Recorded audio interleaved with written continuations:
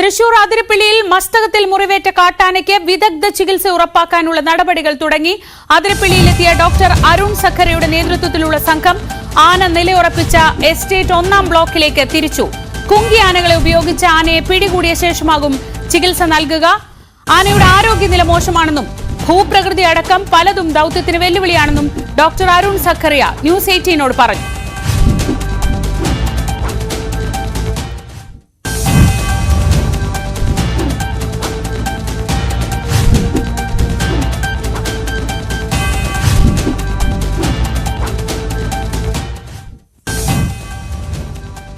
നമുക്ക് മയക്കിയിട്ട് നമുക്കിതിനെ ട്രീറ്റ് ചെയ്യാൻ പറ്റുള്ളൂ. ഓക്കെ, അപ്പോൾ നമ്മളിപ്പോൾ ആദ്യം ചെയ്യുന്നതെന്ന് പറഞ്ഞാൽ ആദ്യം ട്രാക്ക് ചെയ്ത് കഴിഞ്ഞാൽ നമുക്ക് സെഡേറ്റ് ചെയ്യാൻ പറ്റുന്ന ലൊക്കേഷൻ നോക്കി നമ്മൾ സെഡേറ്റ് ചെയ്യുക. മയക്കിയിട്ട് നമ്മൾ എന്താ ട്രീറ്റ്മെൻറ്റ് എന്നുള്ളത് നമുക്ക് നോക്കാം. ട്രാങ്കുലൈസ് ചെയ്യുമ്പോൾ നമുക്ക് അതിന് കൃത്യമായിട്ടുള്ളൊരു ലൊക്കേഷൻ വേണം. നമുക്ക് അല്ലാണ്ട് നമുക്ക് പറ്റില്ല, വെള്ളത്തിനടുത്തോ അങ്ങനെയൊന്നും പറ്റില്ല, നമുക്ക് ഡെത്ത് ആവും. അപ്പോൾ അതിനെ കൃത്യമായിട്ട് നോക്കി ആ വൂണ്ട് ഒന്ന് കിട്ടിയ ഫോട്ടോഗ്രാഫ്സ് എല്ലാം നമ്മൾ അനലൈസ് ചെയ്തിരുന്നു. അപ്പോൾ നോക്കിയപ്പോൾ ശരിക്കും നമുക്കൊരു ട്രീറ്റ്മെൻറ്റ് വേണ്ട ഒരു വൂണ്ടാണ്. പരിക്കിൻ്റെ സംബന്ധം ഹിറ്റ് വൂണ്ടായിട്ട് തന്നെയാണ് തോന്നുന്നത്. ഇറ്റ്സ് നോട്ട് പെനിട്രേറ്റിംഗ് വൂണ്ടല്ല. ആന ഇപ്പോൾ നിലയുറപ്പിച്ചിരിക്കുന്നത് ചാലക്കുടി പുഴയ്ക്കും റബ്ബർ പ്ലാന്റേഷനും ഇടയിലുള്ള ഭാഗത്താണെന്നും ഇവിടെ ദൌത്യം ദുഷ്കരമാണെന്നും വാഴച്ചാൽ DFO ലക്ഷ്മി ന്യൂസ് 18നോട് പറഞ്ഞു. CB അനുമോദ് ഏറ്റവും പുതിയ വിവരങ്ങളുമായി ചാലക്കുടി അതിരപ്പള്ളി പരിസരത്ത് നിന്ന്. അനുമോദ്, വളരെ ദുഷ്കരമായ ദൌത്യമാണ്, പക്ഷേ ആനയുടെ സ്ഥിതി അതീവ ഗുരുതരാവസ്ഥയിൽ കൂടിയായ സ്ഥിതിക്ക് എത്രയും പെട്ടെന്ന് ഇതിലേക്ക് കടക്കേണ്ടതുണ്ട്. ഏറ്റവും ഒടുവിൽ നമുക്ക് അവിടെ നിന്ന് കിട്ടുന്ന വിവരങ്ങൾ എന്തൊക്കെയാണ്?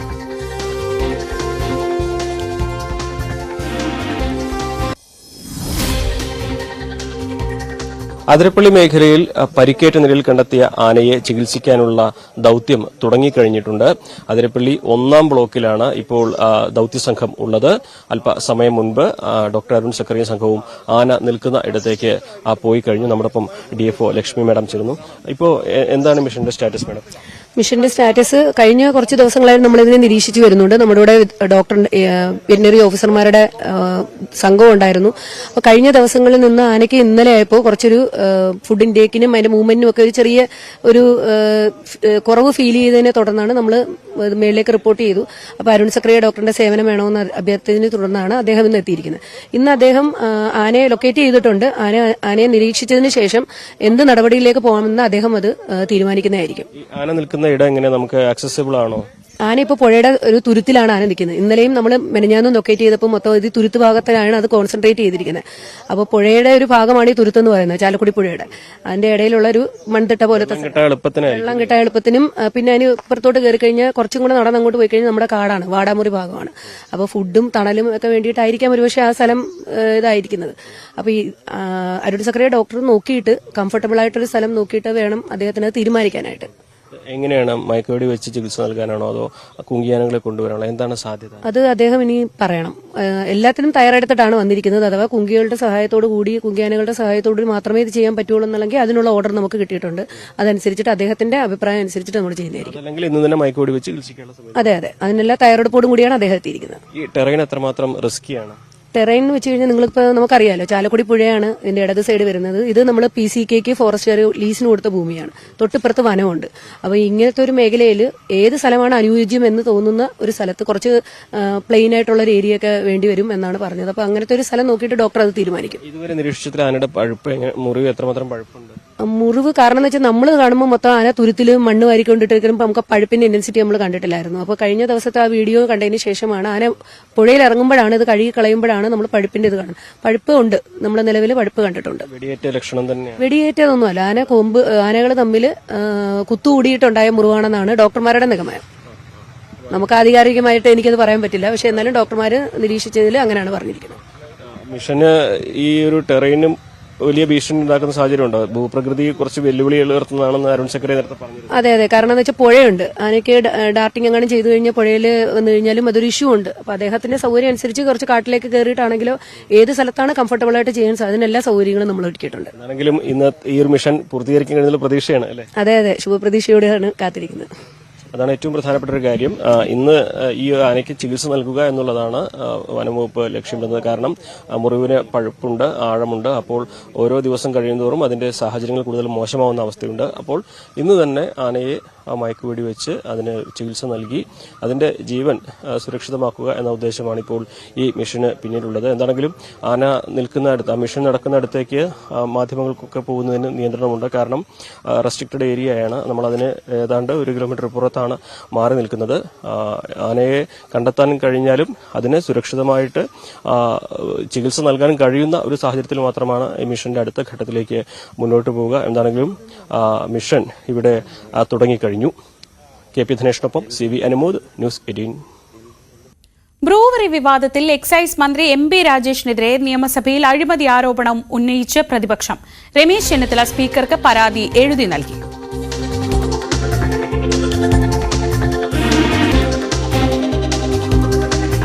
അതേസമയം CPM പാലക്കാട് ജില്ലാ സമ്മേളനം നടക്കുന്നതിനാൽ MP രാജേഷ് സഭയിൽ എത്തില്ല. PPE കിറ്റ് വാങ്ങിയതിലെ ക്രമക്കേട് സംബന്ധിച്ച C&AG റിപ്പോർട്ടും പ്രതിപക്ഷം സഭയിൽ ഉന്നയിച്ചേക്കും. VV അരുൺ വിവരങ്ങളുമായി. അരുൺ, സുപ്രധാനമായ ഒരു നീക്കത്തിലേക്കാണ് പ്രതിപക്ഷം കടന്നിരിക്കുന്നത്. അത് ഇത്രയും ദിവസം പുറത്ത് ചർച്ച ചെയ്തിരുന്ന ബ്രൂവറി വിഷയത്തെ സഭയിലേക്ക് കൊണ്ടുവരികയാണ്. അതൊരു അഴിമതി ആരോപണമായി തന്നെ സ്പീക്കർക്ക് എഴുതി നൽകുന്നു. അതിന്മേൽ സ്വാഭാവികമായും ചർച്ചയും ആവശ്യപ്പെടുമായിരിക്കും. പക്ഷേ ഇന്നും നാളെയും MP രാജേഷ് സഭയിലില്ല. എന്താണ് പ്രതിപക്ഷത്തിന്റെ അടുത്ത നീക്കം?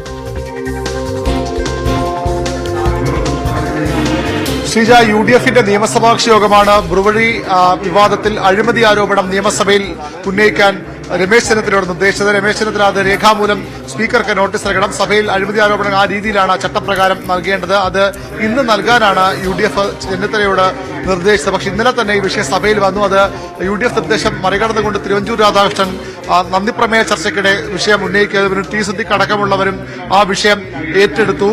എന്നാൽ ഇന്ന് ചെന്നിത്തല സ്പീക്കർക്ക് പരാതി രേഖാമൂലം നോട്ടീസായി തന്നെ നൽകിയിരിക്കുന്നു.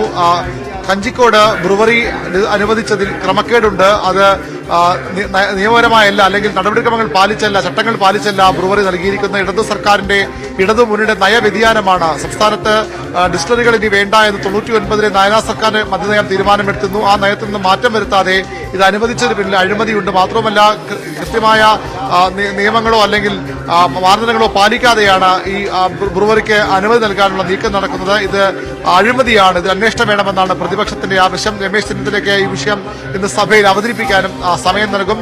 ശൂന്യവേളയിൽ ഈ ആരോപണങ്ങൾ ഉന്നയിച്ച് സംസാരിക്കാൻ രമേശ് ചെന്നിത്തലയ്ക്ക് സമയം നൽകും. ആരോപണം എക്സൈസ് മന്ത്രി MP രാജേഷിനെതിരെയാണ്. അപ്പോൾ മറുപടി പറയേണ്ടത് അദ്ദേഹമാണ്. പക്ഷേ MP രാജേഷ് ഇന്ന് സഭയിൽ ഉണ്ടാകില്ല. ഇന്നലെയും അദ്ദേഹം സഭാ സമ്മേളനത്തിൽ പങ്കെടുത്തിട്ടില്ല. CPMന്റെ പാലക്കാട് ജില്ലാ സമ്മേളനം നടക്കുകയാണ്. അദ്ദേഹം ആ സമ്മേളനത്തിൽ മുഴുവൻ സമയം പങ്കെടുക്കാനാണ് CPMന്റെ തീരുമാനം. അങ്ങനെയെങ്കിൽ നാളെയും അദ്ദേഹം സഭയിൽ ഉണ്ടാകില്ല. പിന്നെ എപ്പോഴാണ് MP രാജേഷ് മറുപടി നൽകുന്നത്? നേരത്തെ ഈ ആരോപണം വന്നപ്പോൾ MP രാജേഷ് പ്രതിപക്ഷത്തെ വെല്ലുവിളിക്കുകയാണ് ചെയ്തത്. അവർ ആരോപണം ഉന്നയിക്കട്ടെ, VD സതീശനും രമേശ് ചെന്നിത്തലയും മത്സരിച്ച് പ്രതിപക്ഷ നേതാവ് ആര് എന്നതിനുള്ള തർക്കത്തിൽ മത്സരിച്ച് ആരോപണം ഉന്നയിക്കുകയാണ്. അവർക്കുള്ള മറുപടി താൻ നിയമസഭയിൽ പറയും. പക്ഷേ നിയമസഭയിൽ ഈ അഴിമതി ആരോപണം വരുമ്പോൾ മറുപടി പറയാൻ MP രാജേഷ് ഇവിടെ ഇല്ല എന്നാണ് ഏറ്റവും പ്രധാനപ്പെട്ട കാര്യം. MP രാജേഷ് ഇന്നലെ സഭയിൽ വന്നില്ല. ഇന്നും നാളെയും പങ്കെടുക്കില്ല. നയപ്രഖ്യാപന നന്ദിപ്രമേയ ചർച്ചയ്ക്ക് നാളെ വൈകിട്ട് മുഖ്യമന്ത്രി പിണറായി വിജയൻ മറുപടി പറയും. സ്വാഭാവികമായും പ്രമേയ ചർച്ചയിൽ കൂടി ഈ വിഷയം ഉയർന്നു വരുന്നതിന് മുഖ്യമന്ത്രിക്ക് ഒരുപക്ഷെ മറുപടി പറയാനുള്ള അവസരമുണ്ടാകും. പക്ഷേ MP രാജേഷിന് ഈ അടുത്ത ഈ സഭയുടെ ഈ സെഷന്റെ 2ാം ഘട്ടമുണ്ട്, ബജറ്റ് പ്രസംഗത്തോട് തുടങ്ങുന്ന ഘട്ടം. അപ്പോൾ മാത്രമേ MP രാജേഷിന്റെ വിഷയത്തിൽ മറുപടി പറയാൻ കഴിയൂ. രമേശ് ചെന്നിത്തല ഈ വിഷയവുമായി ബന്ധപ്പെട്ട് മാധ്യമങ്ങളോട് സംസാരിച്ചു. അതിലേക്ക് ഇന്ന് അതുമായി ബന്ധപ്പെട്ട വിഷയം ഞാൻ അസംബ്ലിയിൽ എൻ്റെ പ്രസംഗത്തിൽ ഉന്നയിക്കുന്നു. എൻ്റെ വിശദാംശങ്ങൾ അന്നേരം അതുകൊണ്ട് ഞാനിപ്പോൾ ഇവിടെ സൂചിപ്പിക്കുന്നു. അതൊന്നും വെളിയിൽ ഇപ്പോൾ പറയാൻ പാടില്ലാത്തതാണ്. സ്പീക്കർ നിയമസഭാ ചട്ടങ്ങളനുസരിച്ച്. ബ്രൂവറി വിവാദത്തിൽ നിലപാട് കടുപ്പിക്കുകയാണ് പ്രതിപക്ഷം. രമേശ് ചെന്നിത്തല സ്പീക്കർക്ക് നേരിട്ട് ആരോപണം എഴുതി നൽകിയിരിക്കുന്നു. എക്സൈസ് മന്ത്രി MP രാജേഷ് ഈ വിഷയത്തിൽ അഴിമതി കാണിച്ചിട്ടുണ്ട് എന്നാണ് പ്രതിപക്ഷത്തിന്റെ ആരോപണം. അതേസമയം മന്ത്രി ഈ വിഷയത്തിൽ പ്രതിപക്ഷത്തിനുള്ള മറുപടി നിയമസഭയിൽ നൽകാം എന്നായിരുന്നു നേരത്തെ പറഞ്ഞിട്ടുള്ളതെങ്കിലും ഇന്നും നാളെയും പാലക്കാട് ജില്ലാ സമ്മേളനം നടക്കുന്നതിനാൽ മന്ത്രി സഭയിൽ ഉണ്ടാവില്ല. ഈ വിഷയത്തിൽ ഇന്ന് തന്നെ നിയമസഭയിൽ ഒരു ചർച്ച അല്ലെങ്കിൽ ഈ വിഷയം ഉന്നയിക്കാനുള്ള അവസരം പ്രതിപക്ഷത്തിന് ലഭിക്കും എന്നാണ് പ്രതീക്ഷിക്കുന്നത്. അരുൺ തുടരുന്നുണ്ട്. അരുൺ, ഇതോടൊപ്പം 2 പ്രധാനപ്പെട്ട കാര്യങ്ങൾ. ഒന്ന്, ഇന്നലെ പുറത്തു വന്ന C&AG റിപ്പോർട്ടിലെ വിശദാംശങ്ങളാണ്. അത് സർക്കാരിനെയും ആരോഗ്യവകുപ്പിനെ പ്രത്യേകിച്ചും പ്രതിരോധത്തിലാക്കുന്നതാണ് PPE കിറ്റ് വാങ്ങിയതിലെ ക്രമക്കേട് അടക്കമുള്ള കാര്യങ്ങൾ, ആരോഗ്യ മേഖലയിലെ വീഴ്ചകൾ, ഇതൊക്കെ അക്കമിട്ട് നിരത്തിക്കൊണ്ടുള്ള ഒരു റിപ്പോർട്ടാണ്. ഇതിൽ ആരോഗ്യമന്ത്രി മാറിയിട്ടുണ്ട്. ഇത് കോവിഡ് കാലത്തെ കാര്യങ്ങളൊക്കെയാണ് പറയുന്നത്. ഏത് രീതിയിലായിരിക്കും ഇതിനെ സർക്കാർ പ്രതിരോധിക്കുന്നത്? ഒപ്പം സർക്കാരിനെ പ്രതിരോധത്തിലാക്കുന്ന മറ്റൊരു വിഷയം ഇന്ന് നടക്കുന്ന പണിമുടക്കാണ്. CPI അനുകൂല സംഘടന കൂടി പണിമുടക്കുമ്പോൾ പ്രതിപക്ഷത്തിന് അതും വലിയൊരു രാഷ്ട്രീയ ആയുധമല്ലേ?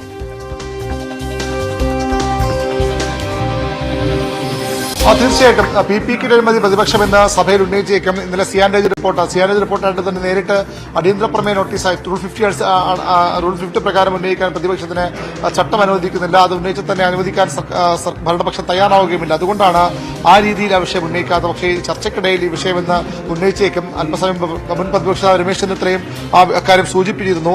വലിയ വിമർശനമാണ് നേരത്തെ ഈ വിഷയത്തിൽ പ്രതിപക്ഷ നേതാവ് ഉന്നയിച്ചത്. കോവിഡ് കാലത്തെ ഈ പർച്ചേസിൽ പിന്നിൽ വലിയ അഴിമതിയുണ്ട്, അടിയന്തര സാഹചര്യം എന്ന് പറഞ്ഞുകൊണ്ട് കോടിക്കണക്കിന് രൂപയുടെ നഷ്ടം സംസ്ഥാനത്തിൽ വരുത്തിയെന്ന ആരോപണം നേരത്തെ തന്നെ പ്രതിപക്ഷം ഉന്നയിച്ചതാണ്. അത് ഏറെക്കുറെ ശരിവയ്ക്കുന്ന റിപ്പോർട്ടാണ് ഇന്നലെ CNDG സഭയിൽ പ്ലേസ് ചെയ്തത്. ഏതായാലും അതുമായി ബന്ധപ്പെട്ട കാര്യങ്ങളും സഭയിൽ നിന്ന് പ്രതിപക്ഷം ഉന്നയിക്കുമെന്ന് ഉറപ്പാണ്. ജീവനക്കാരുടെ സമരമാണ് മറ്റു പ്രധാനപ്പെട്ട വിഷയം. ജീവനക്കാർ അസംതൃപ്തരാണ് ഇടതു സർക്കാർ. സാധാരണഗതി എല്ലാ തവണയും ഇടതു സർക്കാർ ഭരിക്കുമ്പോൾ ജീവനക്കാർക്ക് വലിയ ആനുകൂല്യങ്ങൾ നൽകാറുണ്ട്. ജീവനക്കാരുടെ ക്ഷേമം സർക്കാർ വളരെ പ്രധാനപ്പെട്ട ഒന്നായി കാണുന്നതാണ്. പക്ഷേ ഇപ്പോൾ DA കുടിശ്ശിക അടക്കം വലിയ എതിർപ്പ്, സർക്കാർ DA കുടിശ്ശിക വൈകുന്നതിനടക്കം വലിയ എതിർപ്പ് ജീവനക്കാർക്കിടയിലുണ്ട്. ഇന്ന് പ്രതിപക്ഷ യൂണിയനുകളും CPIയുടെ ജോയിന്റ് കൌൺസിൽ മാത്രമാണ് പണിമുടക്കുന്നതെങ്കിലും CPM സംഘടനയിൽപ്പെട്ട ആളുകൾക്ക് പോലും സർക്കാരിന്റെ ഇപ്പോഴത്തെ ജീവനക്കാരുടെ നയത്തിൽ എതിർപ്പുണ്ട്. അതൊരുപക്ഷെ ഇന്നത്തെ പണിമുടക്കിനെ ബാധിച്ചേക്കാം. പ്രതിപക്ഷം റൂൾ 50 നോട്ടീസായി നൽകിയിരിക്കുന്ന ആ വിഷയമാണ്. സർക്കാർ കഴിഞ്ഞ ദിവസവും മുഖ്യമന്ത്രി സെക്രട്ടേറിയറ്റ് എംപ്ലോയീസ് അസോസിയേഷന്റെ സമ്മേളനത്തിൽ പങ്കെടുക്കുമ്പോൾ വജ്ര ജൂബിലി കെട്ടിട നിർമ്മാണത്തിന്റെ ഉദ്ഘാടന ചടങ്ങിൽ പങ്കെടുക്കുമ്പോഴും ജീവനക്കാരുടെ ആനുകൂല്യങ്ങൾ സർക്കാർ വൈകാതെ കൊടുത്തു തീർക്കുമെന്ന ഒരു ഉറപ്പ് നൽകിയിരുന്നു. പക്ഷേ അത് ഉറപ്പ് മാത്രം പോരാ, കൃത്യമായ നടപടികൾ വേണം. പങ്കാളിത്ത പെൻഷൻ ഉൾപ്പെടെ വിഷയങ്ങളിൽ ജോയിന്റ് കൌൺസിലിന് കടുത്ത എതിർപ്പ് സർക്കാരിനോടുണ്ട്. ഇന്നലെ ജോയിന്റ് കൌൺസിൽ സമരത്തിൽ പങ്കെടുക്കുന്ന തീരുമാനം അറിയിച്ചപ്പോൾ തന്നെ അവർ പരിഹസിച്ചുകൊണ്ടാണ് CPM സംഘടനയായ സെക്രട്ടേറിയറ്റ് എംപ്ലോയീസ് അസോസിയേഷൻ രംഗത്തെത്തിയത്. അങ്ങനെ തർക്കം CPI തർക്കമായി കൂടി ഇത് മാറുകയാണ്. C അച്യുതമേനോനെ പോലും വിമർശിച്ചുകൊണ്ട് സെക്രട്ടറി എംപ്ലോയീസ് അസോസിയേഷൻ കോൺഗ്രസിനൊപ്പം ഇപ്പോഴും ചില അതിവിപ്ലവകാരികൾ കൂടുന്നു എന്ന പരിഹാസമൊക്കെ നടത്തിയിരുന്നു. ഈ വിഷയം പ്രതിപക്ഷം ഇന്ന് സഭയിൽ ഉന്നയിക്കുമ്പോൾ സർക്കാരിന്റെ മറുപടി വളരെ പ്രധാനപ്പെട്ടതാകും. പുറത്ത് ശക്തമായ സമരവുമായി യൂണിയനുകൾ രംഗത്ത് വരുമ്പോൾ അവർക്ക് പിന്തുണ അർപ്പിച്ചുകൊണ്ടാണ് പ്രതിപക്ഷം ഈ വിഷയം ഇന്ന് റൂൾ 50 നോട്ടീസായി സഭയിൽ കൊണ്ടുവരുന്നത്. ഏറ്റവും പ്രധാനപ്പെട്ട കാര്യം, ഭരണപക്ഷ യൂണിയനായ ജോയിന്റ് കൌൺസിലും ഈ സമരത്തിൽ പ്രതിപക്ഷ സംഘടനയുടെ ഒപ്പമല്ലെങ്കിലും അതേ വിഷയം ഉന്നയിച്ച് അതേ ദിവസം സമരരംഗത്താണ് എന്നുള്ളതാണ്. ശരി, PV അരുണാണ് വിവരങ്ങൾ നൽകിയത് നിയമസഭയിൽ നിന്നുള്ള സംപ്രേഷണത്തിലേക്ക്.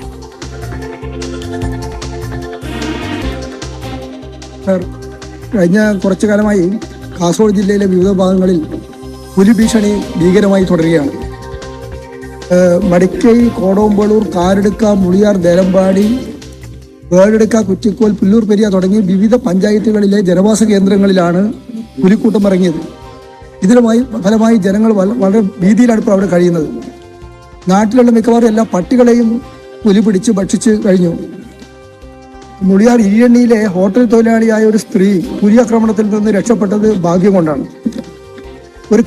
മുളിയാർ പഞ്ചായത്ത് തന്നെ ഒരു കർഷകന്റെ തൊഴുത്തിൽ കയറി പുലി പശുവിനെ ആക്രമിച്ച് മൃതപ്രായമാക്കുകയും ചെയ്തിട്ടുണ്ട്. കാരെടുക്കയിൽ വീട്ടമ്മയെ പുലി ആക്രമിക്കുന്ന ഒരു നിലയുണ്ടായി. സ്കൂൾ കുട്ടികൾക്ക് സ്കൂളിലേക്ക് പോകാൻ പറ്റാത്തൊരു സ്ഥിതിയാണ് ആ ഭാഗങ്ങളിലുള്ളത്. ഇപ്പോൾ ബോവിക്കാനും കുറ്റിക്കോൽ പോലുള്ള ടൗൺഷിപ്പുകളിലേക്ക് പറഞ്ഞു റോഡുകളിലെ കൂടി പുലി രാത്രി കടക്കുകയാണ്. വാഹനങ്ങൾക്കും ആളുകൾക്കും പോകാൻ പറ്റാത്തൊരു സ്ഥിതിയുമുണ്ട്. ആർക്കും പുറത്തിറങ്ങാൻ പറ്റാത്തൊരു സ്ഥിതിയാണ് ഇപ്പോൾ കാസർഗോഡ് ജില്ലയിലെ വിവിധ പഞ്ചായത്തുകളിലുള്ളത്. വനം വകുപ്പ് 2 കൂടുകളാണ് ഇതിനുവേണ്ടി വെച്ചത്. കൂടുകളൊന്നും വിജയിച്ചിട്ടില്ല. പുലി രക്ഷപ്പെടുകയാണ് ചെയ്തത്. സംപ്രേഷണമാണ് കണ്ടത്. ഇന്ന് നിയമസഭയെ പ്രക്ഷുബ്ധമാക്കാൻ പോകുന്നത് ഒരു പക്ഷേ ബ്രൂവറി വിഷയം തന്നെയായിരിക്കും. ബ്രൂവറി വിഷയത്തിൽ മുൻ പ്രതിപക്ഷ നേതാവ് രമേശ് ചെന്നിത്തല സ്പീക്കർക്ക് അഴിമതി ആരോപണം എഴുതി നൽകിയിട്ടുണ്ട്. ഈ വിഷയത്തിൽ ചർച്ച ഉണ്ടാകുമ്പോൾ സ്വാഭാവികമായും സർക്കാരിന് എന്ത് മറുപടി പറയാനുണ്ട് എന്നത് നിർണായകമായിരിക്കും. മറ്റു വാർത്തകളിലേക്ക് പോവുകയാണ്.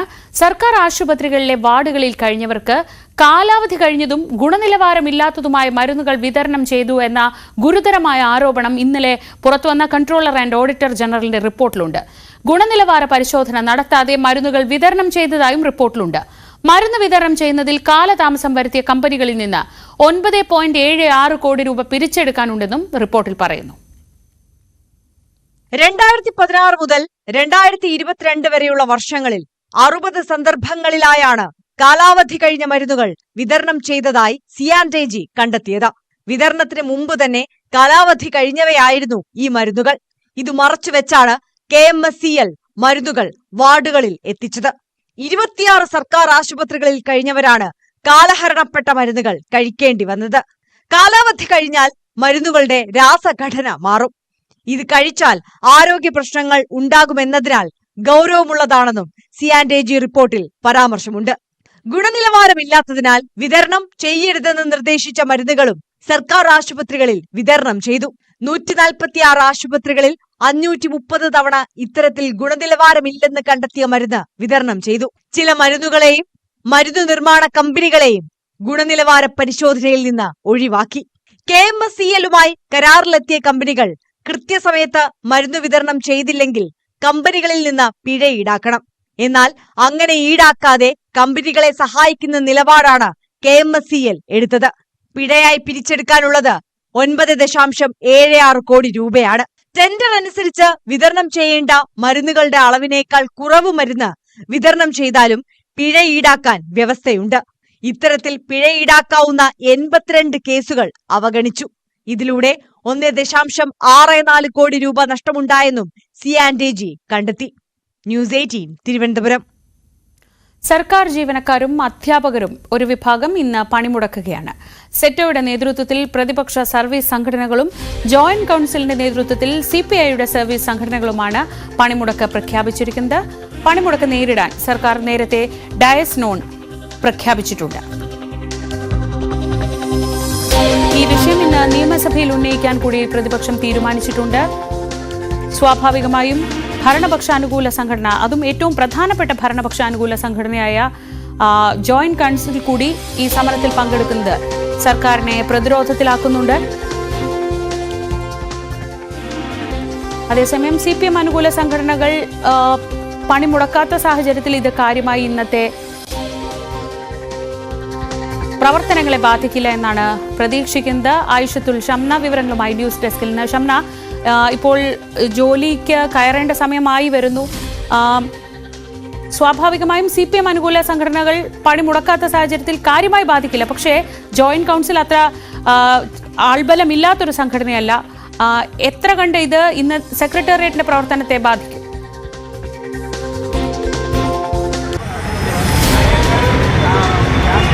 ശ്രീജ, തീർച്ചയായും ഇപ്പോൾ ഈ സെക്രട്ടേറിയറ്റിലോട്ട് ജീവനക്കാരൊക്കെ എത്തിത്തുടങ്ങിയതേ ഉള്ളൂ.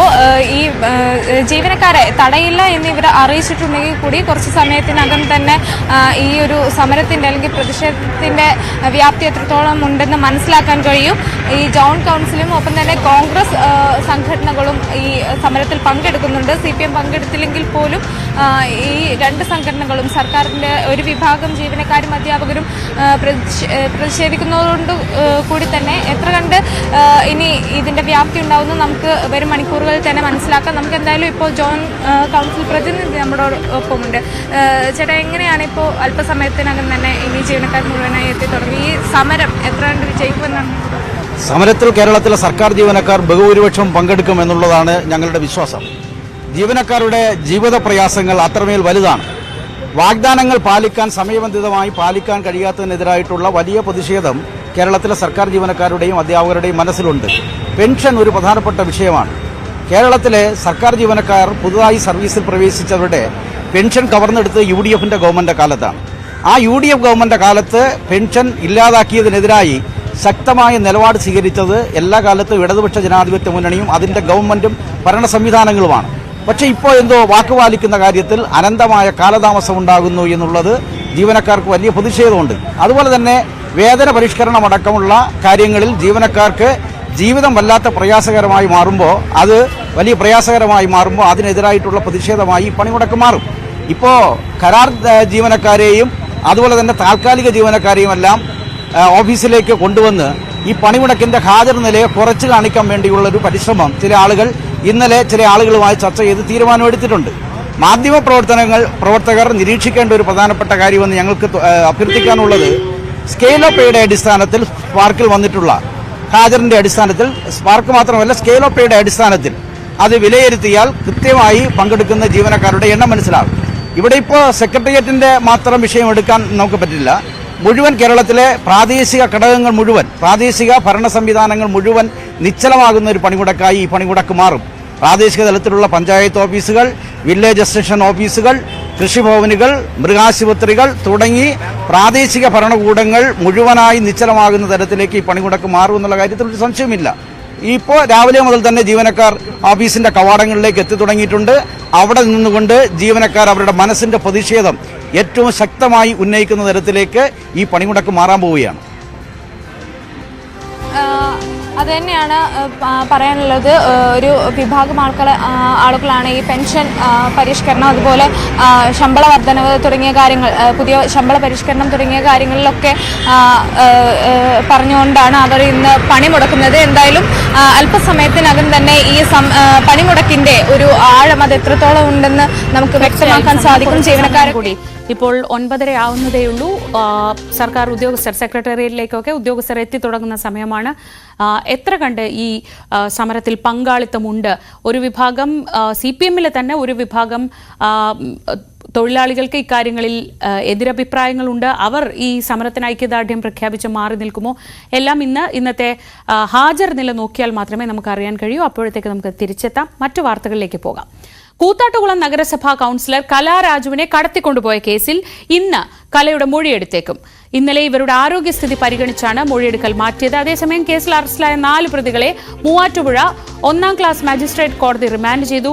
ഡാനി പോൾ വിവരങ്ങളുമായി. ഡാനി, ഇന്നലെ സംസ്ഥാനത്തൊട്ടാകെ ഇതൊരു ചർച്ചാ വിഷയമായി. നിയമസഭയിൽ അത്രയ്ക്ക് ചൂടേറിയ ചർച്ചകൾക്കാണ് ഈ വിഷയം സാക്ഷ്യം വഹിച്ചത്. അതുകൊണ്ട് തന്നെ ഇതിപ്പോൾ ഒരു നഗരസഭയിലെ അവിശ്വാസ പ്രമേയം എന്നതിൽ നിന്ന് മാറിയിരിക്കുന്നു, അതിൻ്റെ ഒരു വ്യാപ്തി. ആ തരത്തിൽ എങ്ങനെയാണ് ഇപ്പോൾ പോലീസ് ഈ വിഷയത്തെ കൈകാര്യം ചെയ്യുന്നത്?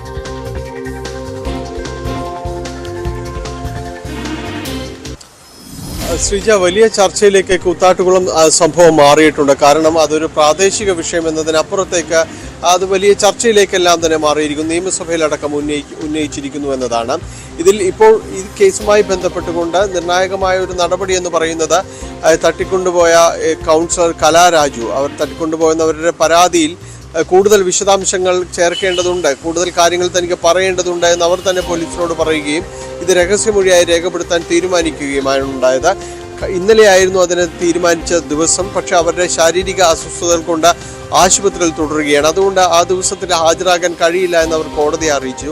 ഇന്നും അതേ അനിശ്ചിതത്വം നിലനിൽക്കുന്നു എന്നത് തന്നെയാണ് വാസ്തവം. കാരണം അവരുടെ ഒരു ആരോഗ്യസ്ഥിതി സംബന്ധിയായ കാര്യങ്ങളിൽ ഡോക്ടർ വിശദാംശങ്ങൾ നൽകിയതിന് ശേഷം മാത്രമായിരിക്കും അവർ കോടതിയിലേക്ക് പോവുക. അവർക്ക് യാത്ര ചെയ്യാൻ കഴിയാത്ത ഒരു സാഹചര്യമാണെങ്കിൽ ഒരുപക്ഷെ ഇന്നലത്തെ സ്ഥിതി തന്നെ തുടരാൻ തന്നെയാണ് സാധ്യത. അങ്ങനെയെങ്കിൽ കോടതി 2 കാര്യങ്ങളാണ് അതിലുള്ളത്. ഒന്ന്, മജിസ്ട്രേറ്റ് ആശുപത്രിയിൽ വന്ന് മൊഴി രേഖപ്പെടുത്തുക എന്നത്. പക്ഷേ അതിൽ അത്രത്തോളം അതീവ ഒരു രോഗാവസ്ഥയിലുള്ള അത്രത്തോളം ഗുരുതര സ്വഭാവത്തിലേക്ക് പോവുകയാണെങ്കിൽ മാത്രമേ അതേപോലുള്ള ഒരു നടപടികളിലേക്ക് സ്വാഭാവികമായും മജിസ്ട്രേറ്റ് എല്ലാം തന്നെ തുനിയുകയുള്ളൂ. അവരാരോഗ്യം മോശമായി തുടരുന്ന ഒരു അവസ്ഥ തന്നെയാണെങ്കിൽ മാത്രം. അല്ല എങ്കിലുള്ളത് ഡോക്ടറോടുകൂടി അതിൻ്റെ ഒരു വിശദാംശങ്ങൾ ലഭ്യമായിട്ട് മറ്റൊരു ദിവസം പുതുക്കി നൽകുക എന്നതാണ്. അവർ കുറച്ച് ആരോഗ്യം വീണ്ടെടുത്തതിന് ശേഷം കുറച്ച് ദിവസത്തിന് ശേഷം കോടതിയിൽ ഹാജരാകുക എന്നതിൽ ആ രീതിയിലൊരു ക്രമീകരണം ഉണ്ടായേക്കാം. എന്തായാലും ഇന്ന് അതിലൊരു വ്യക്തത വന്നേക്കും. ഡോക്ടറോടുകൂടി കൺസൾട്ടിന് ശേഷം ഇന്ന് അതിലൊരു വ്യക്തത വന്നേക്കും. പക്ഷേ പോലീസിന്റെ ഭാഗത്ത് നിന്ന് ഈ കേസുമായി ബന്ധപ്പെട്ടുകൊണ്ട് പോലീസ് സ്വീകരിക്കുന്ന ഇപ്പോൾ തീരുമാനിക്കപ്പെട്ടിരിക്കുന്ന ഒരു നടപടിയിൽ എന്ന് പറയുന്നത് ഇവരൊരു രഹസ്യമൊഴി രേഖപ്പെടുത്തി അതിൻ്റെ ഒരു സ്വഭാവം അറിഞ്ഞതിനു ശേഷം കൂടുതൽ നടപടികളിലേക്ക് നീങ്ങിയാൽ മതി എന്ന രീതിയിലേക്കാണ് പോലീസ് എത്തി നിൽക്കുന്നത്. പ്രത്യേകിച്ച് ഈ കേസിൽ 4 കേസുകളായി 150 പേർക്കെതിരെ ഇടത് വലത് മുന്നണികളിൽപ്പെട്ടവർക്കെതിരെ കേസ് രജിസ്റ്റർ ചെയ്തിട്ടുണ്ട്. അനൂപ് ജേക്കബ് MLA അടക്കം കേസ് രജിസ്റ്റർ ചെയ്തിട്ടുണ്ട്. അതിൽ CPM നേതാക്കൾക്കെതിരെയുള്ള ഒരു കേസിന്റെ സ്വഭാവം അതാണ് കൂടുതൽ ഗുരുതരമായിട്ടുള്ളത്. പക്ഷെ അത് രഹസ്യമൊഴിക്ക് ശേഷം മറ്റു നടപടികളിലേക്ക് കൂടുതൽ നടപടികളിലേക്ക് നീങ്ങാം എന്നതാണ് പോലീസ് ഇപ്പോൾ എത്തിച്ചേർന്നത്. കൊച്ചിയിൽ നിന്ന് നമ്മൾ വീണ്ടും തൃശൂർ അതിരപ്പള്ളിയിലേക്ക് പോവുകയാണ്. അതിരപ്പള്ളിയിൽ മസ്തകത്തിൽ മുറിവേറ്റ കാട്ടാനയ്ക്ക് വിദഗ്ധ ചികിത്സ ഉറപ്പാക്കാനുള്ള നടപടികൾ തുടങ്ങിക്കഴിഞ്ഞു. ഡോക്ടർ അരുൺ സഖറയുടെ നേതൃത്വത്തിലുള്ള സംഘം ആന നിലയുറപ്പിച്ച എസ്റ്റേറ്റ് 1-ാം ബ്ലോക്കിലേക്ക് തിരിച്ചിട്ടുണ്ട്. നമുക്ക് ദൃശ്യങ്ങളിൽ കാണാൻ കഴിയുന്നത് ഈ കൊമ്പനെയാണ്.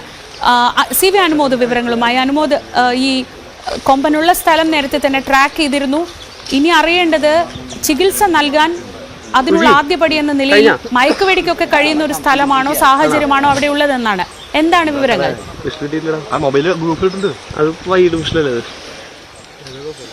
ശ്രീജ, നമ്മളിപ്പോൾ നിൽക്കുന്നത് ചാലക്കുടി പുഴയുടെ മറുവശത്താണ്, അതായത് ആന ഉള്ള ഇടത്തിന്റെ മറുവശത്ത്.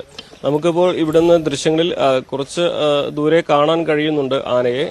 ആന നേരത്തെ പൊടി ഉയർത്തി വീശുന്നതും അതുപോലെ തന്നെ നീങ്ങുന്നതും അനങ്ങുന്നതൊക്കെ നമുക്ക് ഇവിടുന്ന് കാണാൻ സാധിക്കുന്നുണ്ട്. നമ്മൾ കൃത്യമായ ഒരു സുരക്ഷിതമായ അകലത്തിലാണുള്ളത്. ആന ഈ പുഴയ്ക്കക്കരെ ആ പ്ലാന്റേഷനോട് ചേർന്നുള്ള ആ തുരുത്തിലാണ് ഉള്ളത്. ഇവിടെയാണ് ഡോക്ടർ അരുൺ സഖറിയയും സംഘവും ഒക്കെ നിലയുറപ്പിച്ചിട്ടുള്ളത്. നമ്മൾ നേരത്തെ കണ്ട ആ ഇടത്തുനിന്നും ഏകദേശം 1 കിലോമീറ്ററോളം ദൂരെയാണ് ഇപ്പോൾ ഈ ആന നിലയുറപ്പിച്ചിട്ടുള്ള തുരുത്ത്. ഇവിടെ ഫോറസ്റ്റ് ഉദ്യോഗസ്ഥരും അതുപോലെ തന്നെ അരുൺ സഖറിയയ്ക്കൊപ്പമുള്ള വിദഗ്ധരും എല്ലാം തന്നെ എത്തിച്ചേർന്നിട്ടുണ്ട് ഈ മേഖലയിൽ. അവർ ഈ ആനയുടെ നിലവിലുള്ള ആരോഗ്യസ്ഥിതി നിരീക്ഷിച്ചതിന് ശേഷമാകും തുടർ നടപടികളിലേക്ക് പോവുക. അതായത് രാവിലെ 2 സാധ്യതകളായിരുന്നു പങ്കുവച്ചിരുന്നത്. ഒന്നുകിൽ ഇന്ന് തന്നെ മയക്കുവെടി വെച്ച് ആനയ്ക്ക് ചികിത്സ നൽകുക, അതല്ലെങ്കിൽ കുങ്കിയാനകളെ കൊണ്ടുവന്ന് അവയുടെ സഹായത്താൽ ആനയെ നിയന്ത്രിച്ച് മയക്കുവെടി വെച്ച ശേഷം ചികിത്സ നൽകുക. ഇതിലിപ്പോൾ ഇന്നത്തെ സാഹചര്യത്തിൽ ഇന്ന് തന്നെ മയക്കുവെടി വെച്ച് ചികിത്സ നൽകാൻ കഴിയുമോ എന്നതാണ് ഇപ്പോൾ ഡോക്ടർ അരുൺ സഖറിയും സംഘവും പരിശോധിച്ചുകൊണ്ടിരിക്കുന്നത്.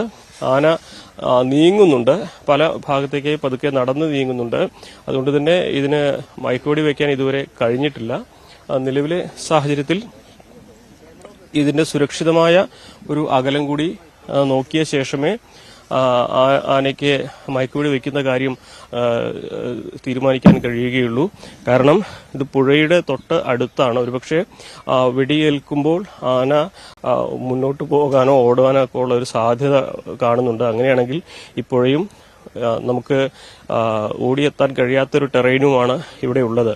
അതിൽ ചില റിസ്ക് ഉണ്ട്. ഇപ്പോൾ ആന തുമ്പിക്ക ഉയർത്തി മുകളിലേക്ക് പൊടിയെറിയുന്നതിന്റെ കാഴ്ചകളൊക്കെ നമുക്ക് ഇവിടെ നിന്നും കാണാൻ സാധിക്കുന്നുണ്ട്. അപ്പോൾ ഇതുവരേക്കും ആനയെ മയക്കുവെടി വെച്ചിട്ടില്ല എന്ന് വേണം നമുക്ക് വിലയിരുത്തുവാൻ. എന്താണെങ്കിലും സുരക്ഷിതമായ അകലത്തിൽ അരുൺ സഖറിയും സംഘവും ഇവിടെ നിലയുറപ്പിച്ചിട്ടുണ്ട്. ഇന്ന് തന്നെ ആനയ്ക്ക് ചികിത്സ നൽകാൻ കഴിയും എന്നൊരു പ്രതീക്ഷ തന്നെയാണ് അവർ പങ്കുവച്ചിട്ടുള്ളത്. ഈ ആനയുടെ മുറിവ് അത് ദിവസങ്ങളോളം പഴക്കമുണ്ട്. എത്രമാത്രം പഴുപ്പുണ്ട് എന്നുള്ളത് കൃത്യമായിട്ട് പറയാൻ അറിയില്ല. കാരണം നമ്മൾ ആനയെ കാണുമ്പോഴൊക്കെ അത് മണ്ണ് വാരി എറിഞ്ഞ് ആ മുറിവ് മൂടിയ അവസ്ഥയിലാണുള്ളത്. അതുകൊണ്ട് തന്നെ പഴുപ്പ് എത്രമാത്രം ഉണ്ട് എന്നുള്ള കാര്യങ്ങളൊക്കെ കുറെ കൂടി അടുത്ത് നിന്ന് നിരീക്ഷിച്ചാൽ മാത്രമേ മനസ്സിലാക്കാൻ കഴിയുകയുള്ളൂ. അപ്പോൾ അതുകൂടി അറിഞ്ഞ് ചികിത്സ നൽകുക എന്ന ഉദ്ദേശമാണിപ്പോൾ ദൗത്യസംഘത്തിനുള്ളത്. ആനപ്പൊടി തുടർച്ചയായി വാരി എറിയുന്നതിന്റെ കാഴ്ചകൾ നമുക്ക് ഇവിടുന്ന് കാണാൻ കഴിയും. തുമ്പിക്ക ഉപയോഗിച്ച് പൊടി വാരി എറിയുന്നത് നമുക്ക് ഇവിടുന്ന് നോക്കുമ്പോൾ കാണാൻ കഴിയുന്നുണ്ട്. ഒരുപക്ഷെ ഈ ആനയ്ക്ക് മുറിവ് എങ്ങനെ ഏറ്റു എന്നുള്ളതും വലിയ എങ്ങനെ എന്നുള്ളതും കണ്ടെത്തേണ്ടതുണ്ട്. ഇന്ന് രാവിലെ നമ്മൾ അരുൺ സഖറിയായിട്ട് അതിനുശേഷം DFO ആയിട്ട് സംസാരിച്ചപ്പോൾ വെടിയേറ്റതാകില്ല, ആനകൾ കുത്തുകൂടിയപ്പോൾ കൊമ്പ് കൊണ്ടതാകാനുള്ളൊരു സാധ്യത ഉണ്ട് എന്ന വിലയിരുത്തലാണ് അവർക്കുള്ളത്. ആ മുറിവിന്റെ സ്വഭാവവും മറ്റും കണക്കിലെടുക്കുമ്പോൾ അത്തരത്തിലാണ് മനസ്സിലാക്കാൻ കഴിയുന്നത്. പക്ഷെ അത് ആധികാരികമായിട്ട് ഈ പരിശോധനകൾ കഴിഞ്ഞതിന് ശേഷം മാത്രമേ പറയാനാകൂ. എന്നിരുന്നാൽ പോലും അതിനാണ് ഒരു സാധ്യതയുള്ളത്. കാരണം ആനകളുടെ പ്രജനനകാലമാണിപ്പോൾ. ആ ഒരു സമയത്ത് കൊമ്പന്മാർ തമ്മിൽ ഏറ്റുമുട്ടുന്നത് സാധാരണയായി കാട്ടിലുണ്ടാകുന്ന ഒരു കാര്യമാണ്. അപ്പോൾ ആ കാര്യം കൂടി കണക്കിലെടുത്തുകൊണ്ടാണ് ഒരുപക്ഷെ കുത്തുകൂടുന്നതിനിടയിലാകാം ഈ ആനയ്ക്ക് ഇങ്ങനെ പരിക്കേറ്റത് എന്നും വിലയിരുത്തുന്നത്. ഈ ആന ഈ ഒരു മേഖലയിലുള്ളതല്ല, മറിച്ച് മറ്റ് ഇതിനോട് ചേർന്നുള്ള മറ്റ് വനമേഖലകളിൽ നിന്നും വന്നതാകാനാണ് സാധ്യത എന്നും DFO പറയുന്നു. എന്താണെങ്കിലും ആനയെ ഇപ്പോൾ സുരക്ഷിതമായ അകലത്തിൽ ലൊക്കേറ്റ് ചെയ്തിട്ടുണ്ട്. ഈ ആനയ്ക്ക് എപ്പോൾ മയക്കുവെടി വയ്ക്കും, എങ്ങനെയായിരിക്കും തുടർ ചികിത്സക എന്നൊക്കെയാണ് നമ്മളിനി കണ്ടറിയേണ്ടത്. എന്താണെങ്കിലും ഈ ആനയുടെ ജീവൻ രക്ഷിക്കുക. കാരണം മുറിവ് പഴുത്ത് മസ്തകത്തിലാണ് ഉള്ളത്. അതുകൊണ്ട് തന്നെ അതിനേറെ അപകട സാധ്യതയുണ്ട്. ജീവൻ നഷ്ടപ്പെടാനുള്ള സാധ്യതകൾ വരെ ഉണ്ട്. അപ്പോൾ എത്രയും വേഗം അതിന് ചികിത്സ നൽകുക, അതിന്റെ ജീവൻ രക്ഷിക്കുക എന്ന ലക്ഷ്യം മാത്രമാണ് വനംവകുപ്പിന് മുമ്പിൽ ഇപ്പോഴുള്ളത്. അതിനാവശ്യമായ നടപടികളാണ് ഇപ്പോൾ ഡോക്ടർ അരുൺ സക്കറിയും സംഘവും സ്വീകരിക്കുന്നത്. നമ്മൾ ഈ നിൽക്കുന്ന ഇടം അത് പ്രത്യേകം എടുത്തു പറയുന്നത് എന്താണെന്ന് വെച്ചാൽ, നമ്മൾ കൃത്യമായ സുരക്ഷിതമായ അകലത്തിൽ തന്നെയാണ് നിൽക്കുന്നത്.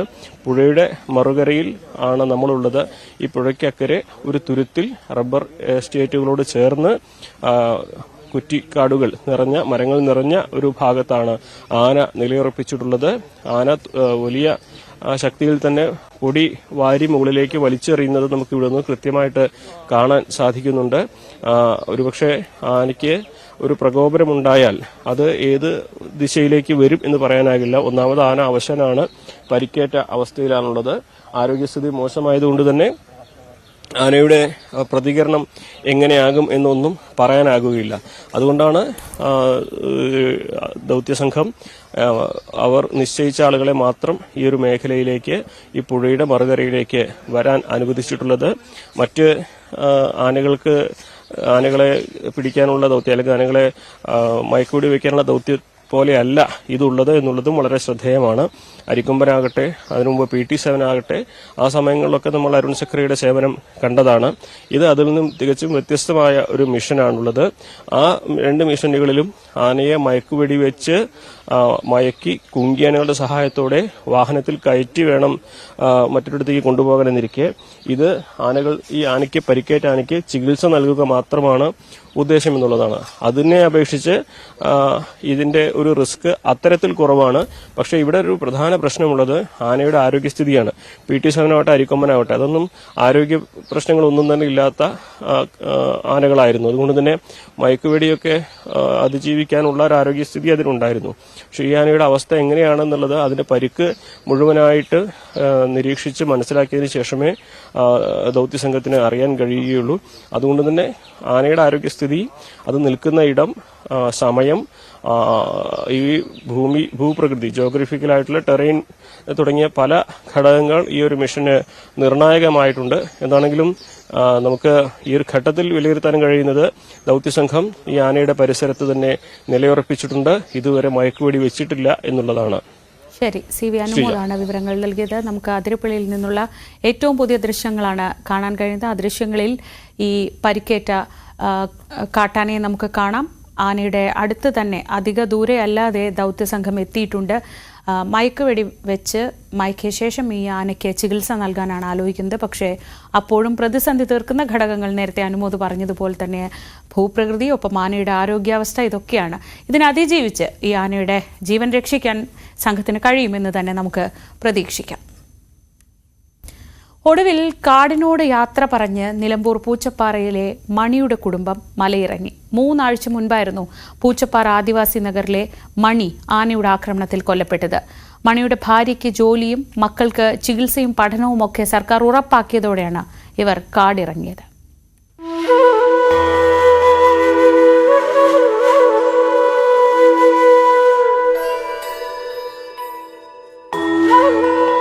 ഈ കാടിന്റെ ആത്മാവറിഞ്ഞവനായിരുന്നു മണി. വനവും വന്യജീവികളുമെല്ലാം ഉള്ളുകൊണ്ടറിഞ്ഞവൻ. തന്റെ കുഞ്ഞിനു വേണ്ടി സ്വയം ആനയ്ക്ക് മുമ്പിൽ നിന്ന് ജീവൻ ത്യജിക്കുകയായിരുന്നു മണിയെന്നാണ് ഒപ്പമുണ്ടായിരുന്നവർ ഓർത്തെടുത്തിരുന്നത്.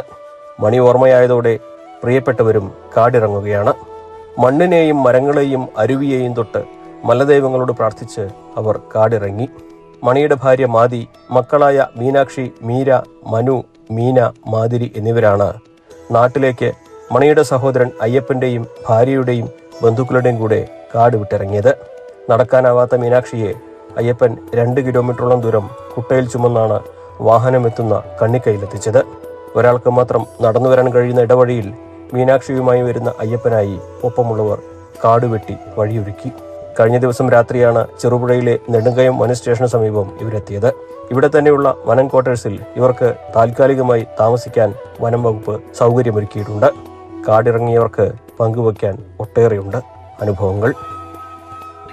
എനിക്ക് തോന്നുന്നു അങ്ങനെ തന്നെ പോകണമെന്ന് എന്റെ തോന്നല്.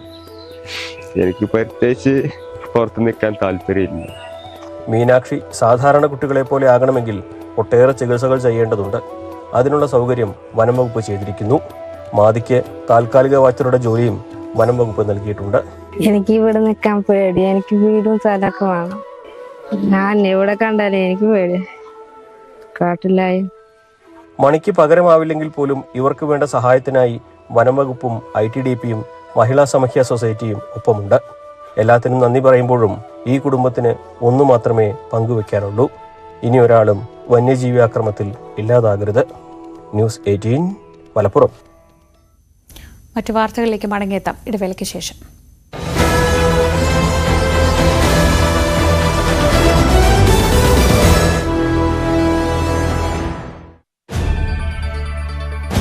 അയോധ്യയിൽ പ്രാണപ്രതിഷ്ഠയുടെ വാർഷികം 2024 ജനുവരി 23. ഇവിടെ അയോധ്യ നിവാസികൾക്കെന്നല്ല ഭാരതത്തിലെ മുഴുവൻ ഹിന്ദു വിശ്വാസികൾക്കും വളരെ പ്രധാനപ്പെട്ട ഒരു ദിവസമായിരുന്നു. രാമവീഥിയിൽ തീർത്ഥാടക പ്രവാഹം.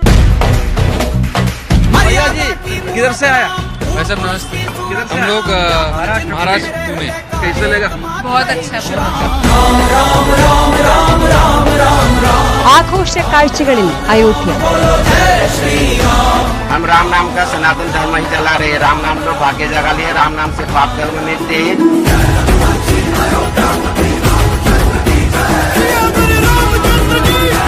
രാംലല്ലയെ കാണാൻ എല്ലാ വഴികളും അയോധ്യയിലേക്ക്.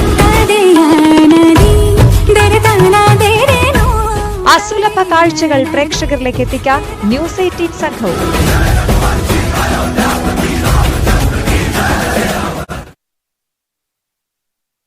കുർബാന തർക്കത്തിൽ പ്രശ്നപരിഹാരത്തിന് വഴി തുറന്ന എറണാകുളം അങ്കമാലി അതിരൂപതയിലെ മെത്രോപൊലിത്തൻ വികാരി മാർ ജോസഫ് പാംപ്ലാനിയുടെ ചർച്ചയ്ക്ക് ഒരു പോസിറ്റീവ് റിസൾട്ട് ഉണ്ടാകുന്നു എന്ന വാർത്തകൾ കൂടി പുറത്തുവരുന്നു. വിമതരുമായുള്ള ചർച്ചയ്ക്ക് പിന്നാലെ സഭാനുകൂല സംഘടനകളുമായി മെത്രോപൊലിത്തൻ വികാരി ചർച്ച നടത്തും. ഇന്നലെ നടന്ന ചർച്ചയിൽ ഈ വിമത വിഭാഗം വൈദികർ അവരുടെ ആവശ്യങ്ങളൊക്കെ ഉന്നയിച്ചതായി മാർ ജോസഫ് പാംപ്ലാനി പറഞ്ഞു. ഡാനി പോൾ വിവരങ്ങളുമായി കൊച്ചിയിൽ നിന്ന് ഒരിക്കൽ കൂടി ചേരുന്നുണ്ട്. ഡാനി, ഇന്നലെ നമ്മൾ സംസാരിച്ചപ്പോൾ പറഞ്ഞിരുന്നു ഒരു പക്ഷേ ഒരു സമാധാനത്തിന്റെ വഴിയിലേക്ക് പോകുമ്പോൾ അതിൻ്റെയൊക്കെ ഒരു ചർച്ചയുടെ ഒരു തുടക്കമായി ഇന്നലത്തെ ദിവസത്തെ കരുതാം, ഇനിയും തുടർ ചർച്ചകൾ വേണ്ടിവരുമെന്ന്. ആ രീതിയിൽ തന്നെയാണോ കാര്യങ്ങൾ? എത്രത്തോളം പോസിറ്റീവാണ് ഇപ്പോൾ ആദ്യഘട്ട ചർച്ച?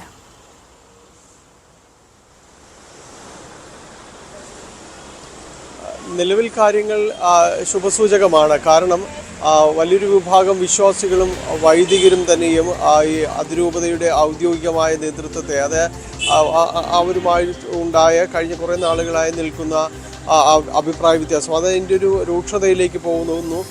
ഇതിൻ്റെ ഭാഗമായിട്ട് ബിഷപ്പ് ഹൗസിനകത്ത് തന്നെ സമരം നടക്കേണ്ട അവസ്ഥ, പിന്നീട് പോലീസിൻ്റെ ഒരു നടപടികൾ ഉണ്ടാകുന്നതെല്ലാം നമ്മൾ കണ്ടതാണ്.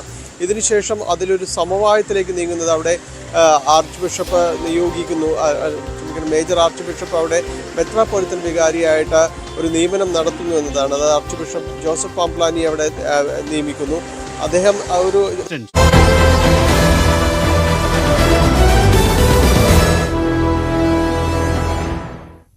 ഏറെ നാളായി തുടർന്നു വന്ന കുർബാന തർക്കത്തിൽ പ്രശ്നപരിഹാരത്തിന് വഴി തുറന്ന് എറണാകുളം അങ്കമാലി അതിരൂപത മെത്രോപൊലിത്തൻ വികാരി മാർ ജോസഫ് പാംപ്ലാനി.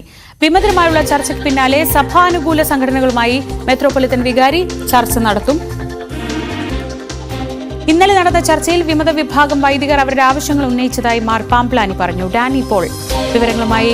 ഡാനി, ഇതൊരു പ്രശ്നപരിഹാരത്തിലേക്ക് അല്ലെങ്കിൽ സമവായത്തിലേക്കുള്ള പോക്കിന്റെ ആദ്യഘട്ടമായി കരുതാമോ? ഈ ചർച്ചകൾക്കപ്പുറം ഒരു പരിഹാരം എത്ര കണ്ട് സാധ്യമാണ്?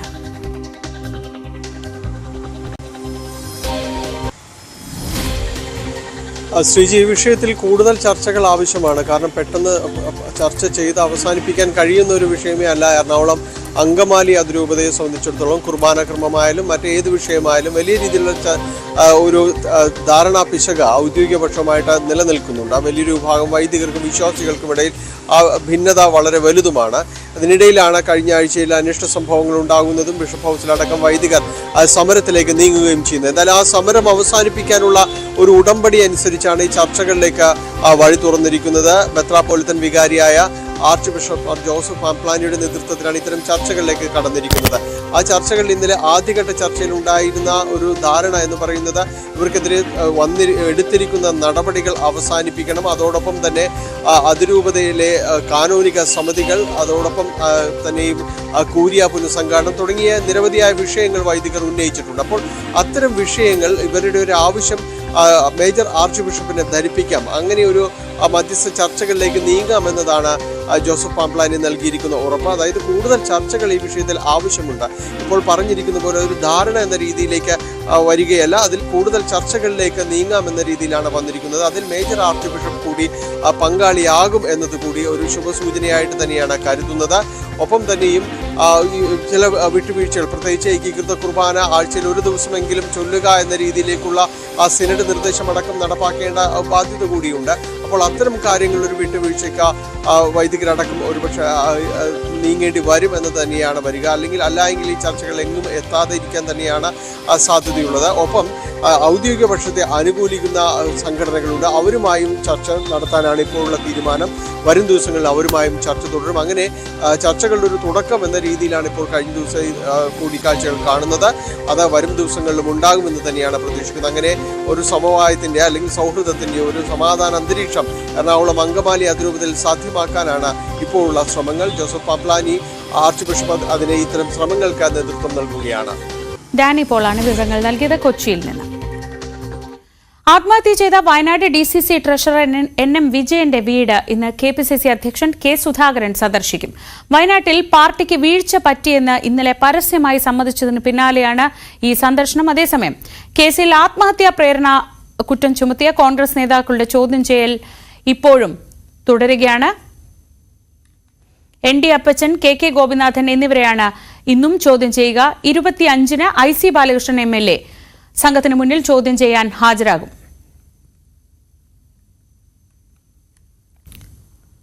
കഠിനംകുളത്ത് കൊല്ലപ്പെട്ട യുവതിയുടെ സ്കൂട്ടർ ചിറയിൻകീഴ് റെയിൽവേ സ്റ്റേഷനിൽ ഉപേക്ഷിച്ച നിലയിൽ കണ്ടെത്തി. കൊലപാതകത്തിന് ശേഷം പ്രതി ആതിരയുടെ സ്കൂട്ടറിൽ രക്ഷപ്പെട്ടു എന്നാണ് പോലീസ് കണ്ടെത്തിയത്. ഇയാൾ ട്രെയിനിൽ രക്ഷപ്പെട്ടു എന്നാണ് പോലീസിന്റെ പ്രാഥമിക നിഗമനം. പെരുമാതുറയിൽ പ്രതി താമസിച്ചിരുന്ന വീട് പോലീസ് കണ്ടെത്തി. ഈ വീട് കുറച്ച് ദിവസങ്ങൾക്ക് മുൻപാണ് ഇയാൾ വാടകയ്ക്ക് എടുത്തത്. 4 സംഘമായി തിരിഞ്ഞാണ് അന്വേഷണം.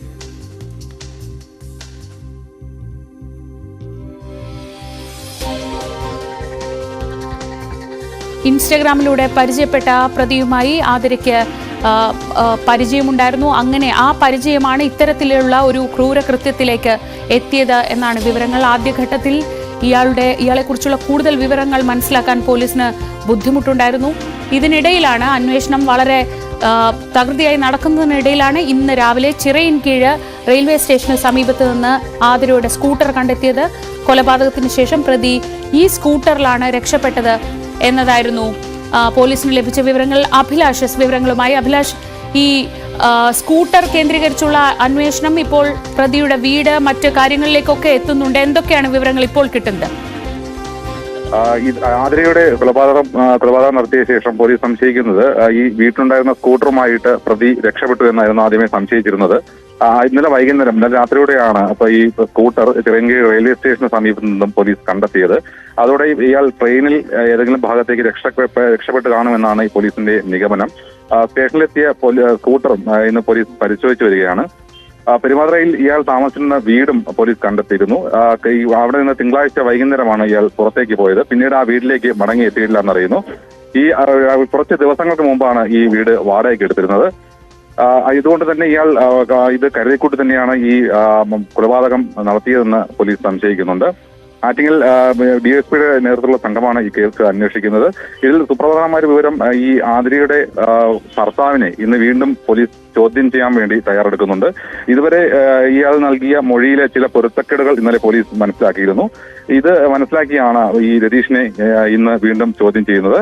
ഈ സുഹൃത്തിനെ തേടി പോലീസ് എറണാകുളം ഭാഗത്തേക്കാണുള്ള അന്വേഷണവും വ്യാപിപ്പിച്ചിട്ടുണ്ട്.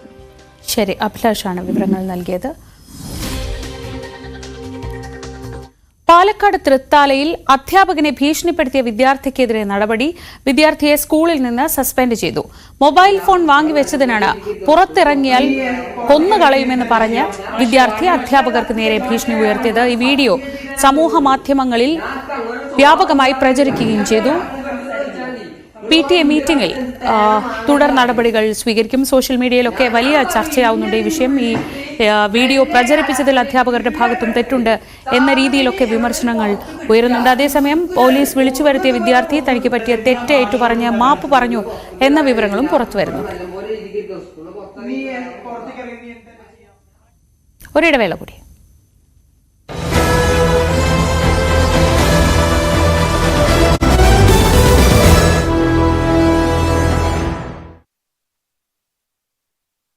കുർബാന തർക്കത്തിൽ പ്രശ്നപരിഹാരത്തിന് വഴി തുറന്ന എറണാകുളം അങ്കമാലി അതിരൂപതയിലെ മെത്രോപൊലിത്തൻ വികാരി മാർ ജോസഫ് പാംബ്ലാനിയുടെ ചർച്ചയ്ക്ക് ഒരു പോസിറ്റീവ് റിസൾട്ട് ഉണ്ടാകുന്നു എന്ന വാർത്തകൾ കൂടി പുറത്തുവരുന്നു.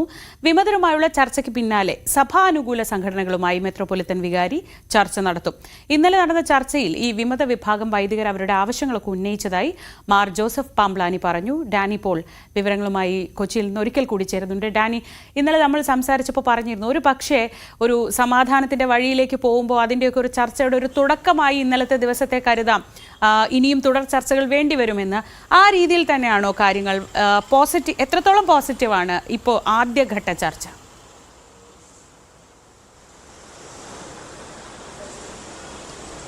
നിലവിൽ കാര്യങ്ങൾ ശുഭസൂചകമാണ്. കാരണം വലിയൊരു വിഭാഗം വിശ്വാസികളും വൈദികരും തന്നെയും ഈ അതിരൂപതയുടെ ഔദ്യോഗികമായ നേതൃത്വത്തെ അവരുമായി ഉണ്ടായ കഴിഞ്ഞ കുറേ നാളുകളായി നിൽക്കുന്ന അഭിപ്രായ വ്യത്യാസം അതിൻ്റെ ഒരു രൂക്ഷതയിലേക്ക് പോകുന്നു. ഇതിൻ്റെ ഭാഗമായിട്ട് ബിഷപ്പ് ഹൗസിനകത്ത് തന്നെ സമരം നടക്കേണ്ട അവസ്ഥ, പിന്നീട് പോലീസിൻ്റെ ഒരു നടപടികൾ ഉണ്ടാകുന്നതെല്ലാം നമ്മൾ കണ്ടതാണ്. ഇതിനുശേഷം അതിലൊരു സമവായത്തിലേക്ക് നീങ്ങുന്നത് അവിടെ ആർച്ച് ബിഷപ്പ് നിയോഗിക്കുന്നു. മേജർ ആർച്ച് ബിഷപ്പ് അവിടെ മെത്രോപൊലിത്തൻ വികാരിയായിട്ട് ഒരു നിയമനം നടത്തുന്നു എന്നതാണ്. അത് ആർച്ച് ബിഷപ്പ് ജോസഫ് പാംബ്ലാനി അവിടെ നിയമിക്കുന്നു. അദ്ദേഹം ഒരു ചർച്ചകളുടെയും അതോടൊപ്പം തന്നെ ഈ സമരം നടത്തുന്നവരുമായിട്ടെല്ലാം തന്നെ ഒരു സമവായത്തിലേക്ക് നീങ്ങാമെന്ന ചില സൂചനകൾ, അതായത് ചില ചർച്ച കൂടാതെ ബോറർ റെസിസ്റ്റൻസ്.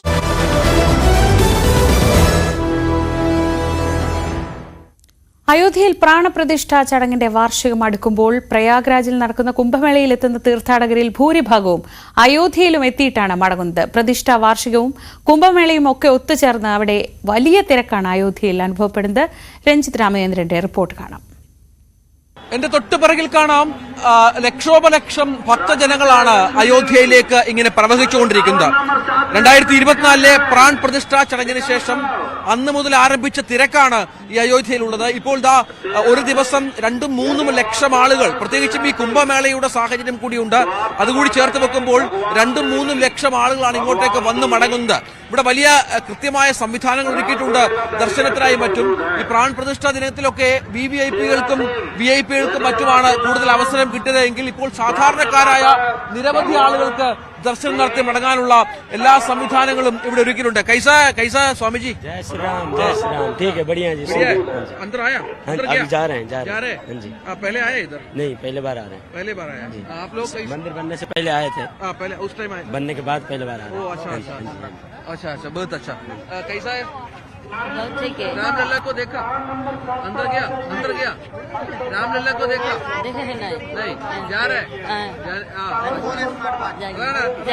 ഇപ്പോൾ ഇവിടെ ഒരുപാട് ആളുകൾ ഇങ്ങോട്ടേക്ക് വന്നുകൊണ്ടിരിക്കുന്ന കാഴ്ചകൾ നമുക്ക് കാണാം, ദൃശ്യങ്ങളിൽ ഇത് കാണാം. വളരെ കൃത്യമായി തന്നെ നമുക്കറിയാം, കഴിഞ്ഞ ദിവസം ആഘോഷങ്ങൾക്ക് തുടക്കം കുറിക്കുകയും ഇവിടെ കൃത്യമായ പൂജാ ചടങ്ങുകളും മറ്റും നടക്കുകയും ചെയ്യുന്നുണ്ട്. ഇത്തവണ നിയന്ത്രണങ്ങളാണ്. കാരണം മാധ്യമങ്ങൾക്ക്, ചാനൽ ക്യാമറകൾക്കൊക്കെ അകത്തേക്ക് കയറാൻ നിയന്ത്രണങ്ങളുണ്ട്. നമുക്കറിയാം ഇവിടെ ചില ഭീഷണികളൊക്കെ സംഭവിച്ച പശ്ചാത്തലമുണ്ടായിരുന്നു. അതിന്റെ അടിസ്ഥാനത്തിൽ കൂടിയാണ് രാമക്ഷേത്രം തകർക്കുമെന്നൊക്കെയുള്ള ഖലിസ്ഥാൻ വാദികളുടെയൊക്കെ ഭീഷണിയൊക്കെ വലിയ പ്രധാനമാണ്. അതിന്റെ അടിസ്ഥാനത്തിൽ വലിയ നിയന്ത്രണങ്ങളാണ് ഈ മേഖലയിൽ ഏർപ്പെടുത്തിയിട്ടുള്ളത് എന്നുള്ളതാണ്. ഇപ്പോൾ തണുപ്പിന് ഒരല്പം കുറവുണ്ട്, തണുപ്പ് അല്പം കുറഞ്ഞിട്ടുണ്ട്. ഒരു ചെറിയ വെയിലൊക്കെ ഇവിടെ ഉണ്ടാകുന്ന പശ്ചാത്തലമുണ്ട്. അപ്പോൾ ചൂട് ഇല്ല എങ്കിൽ പോലും ഈ പറഞ്ഞ തണുപ്പ് അല്പം മാറ്റിയ പശ്ചാത്തലമുണ്ട്. ആളുകൾ കുറച്ചുകൂടെ നല്ല ഒരു കാലാവസ്ഥ സമ്മാനിക്കുന്ന പശ്ചാത്തലം കൂടിയുണ്ട്. അങ്ങനെ ഒരുപാട് ആളുകൾ ഇങ്ങോട്ടേക്ക് വന്നുകൊണ്ടിരിക്കുകയാണ്. हाय सर, किधर से? जयपुर राजस्थान। जयपुर कैसा अंदर गया? रामलला को देखा? अभी बस जा ही रहे हैं, हमारे साथ वाले सब लोग आ रहे हैं, हाँ वही देखने जा रहे हैं। हाँ बहुत बढ़िया। कैसा लग रहा है इधर? बहुत अच्छा है, यहाँ हनुमानगढ़ी का दर्शन किया, बहुत अच्छा लगा। हाँ अभी हम लोग और ये रामलला का दर्शन करेंगे, प्रयागराज यज्ञ में जाके आए, वहाँ बहुत अच्छा व्यवस्था किया है। अच्छा पहले आया इधर? First time. कैसा है? बढ़िया। किधर से? गाजियाबाद। हाँ? गाजियाबाद। रामलला को देखा? रामलला को देखा, कल शाम को देखा, सुबह देखा, 2 बार देखा। 2 बार। आज किधर जा रहे हैं? वापस जा रहे हैं? अभी नंदीग्राम जाएंगे, 3 बजे ट्रेन है, उसके बाद घर जाएंगे। ओह अच्छा। हाँ जी, पहले प्रयागराज जाके आए हैं, कुंभ नहा के आए हैं। कैसा लग रहा है इधर? बहुत बढ़िया, बहुत बढ़िया। लेकिन एक खंत है, एक दुख ये है कि अयोध्या वासी ने यहाँ का जो एमपी चुन के दिए वो बहुत गलत किए।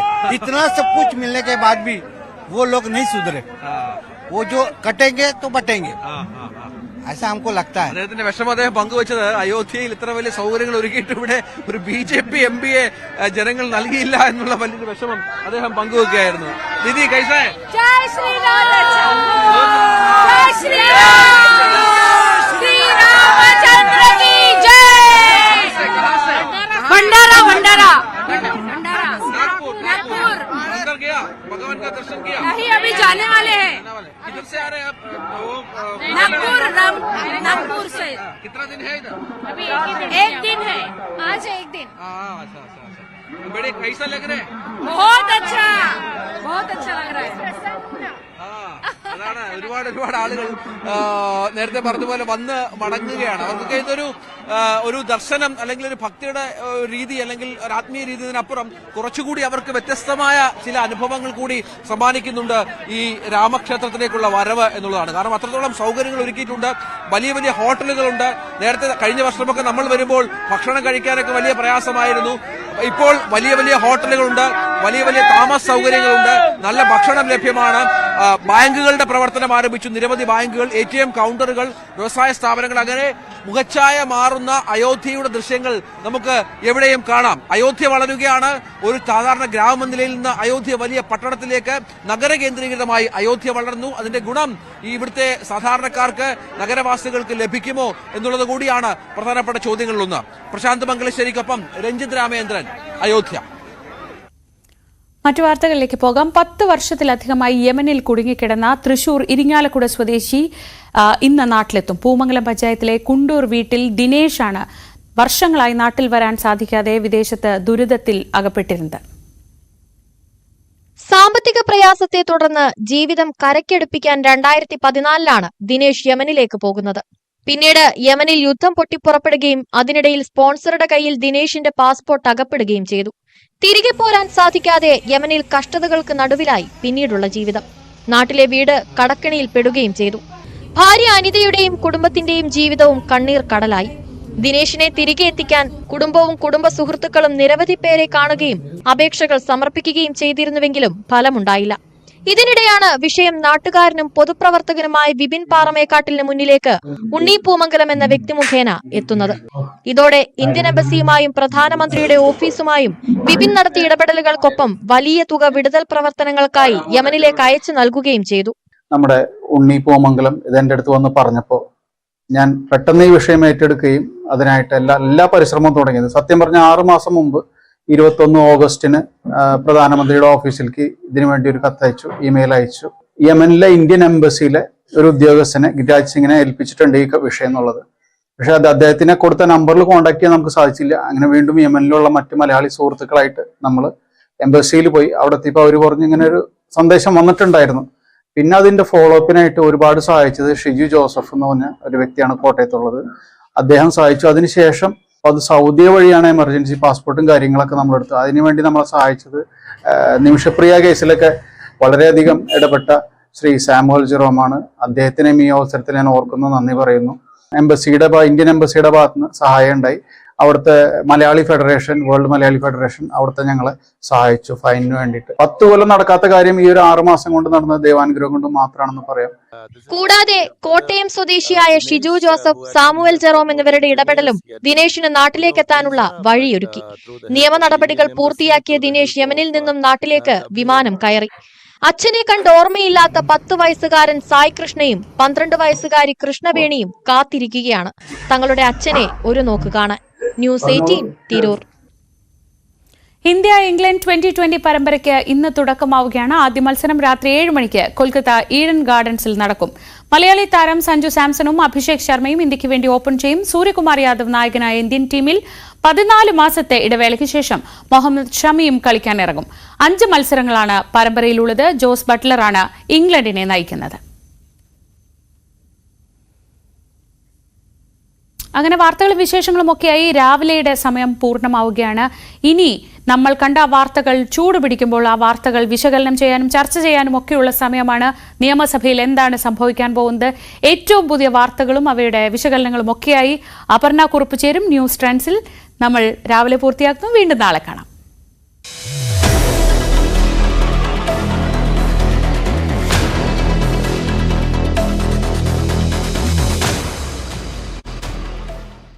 കുർബാന തർക്കത്തിൽ പ്രശ്നപരിഹാരത്തിന് വഴി തുറന്ന എറണാകുളം അങ്കമാലി അതിരൂപതയിലെ മെത്രോപൊലിത്തൻ വികാരി മാർ ജോസഫ് പാംപ്ലാനിയുടെ ചർച്ചയ്ക്ക് ഒരു പോസിറ്റീവ് റിസൾട്ട് ഉണ്ടാകുന്നു എന്ന വാർത്തകൾ കൂടി പുറത്തുവരുന്നു.